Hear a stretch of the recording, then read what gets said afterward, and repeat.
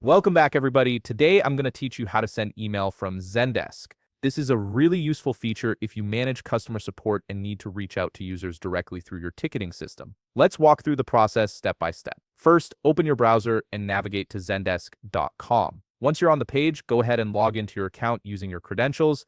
Make sure you're signed in with an account that has the necessary permissions to create and send tickets. After logging in, you'll land on your Zendesk dashboard. Look towards the top of the screen where you'll notice a plus icon with the word Add next to it. This is your starting point for creating new tickets. Click on this icon and it will open up a new ticket creation window. This is where you'll compose your email that will be sent through Zendesk.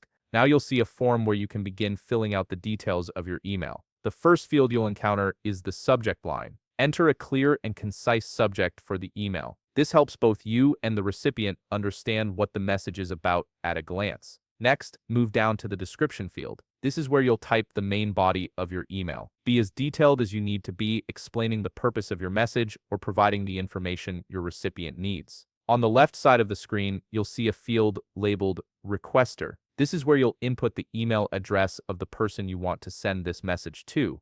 Type in their email address carefully to ensure it reaches the right person. Just below that, you'll notice another field called Assignee. Here you can select your own profile. This assigns the ticket to you, which is important for tracking purposes and makes it clear that you're the one handling this communication. Once you've filled out all the necessary fields, look for the button that says Submit as New and click it. This will create the ticket and send the email to the recipient you specified. Zendesk will handle the delivery and the message will appear in their inbox as a regular email. And there you have it, you've successfully sent an email directly from Zendesk.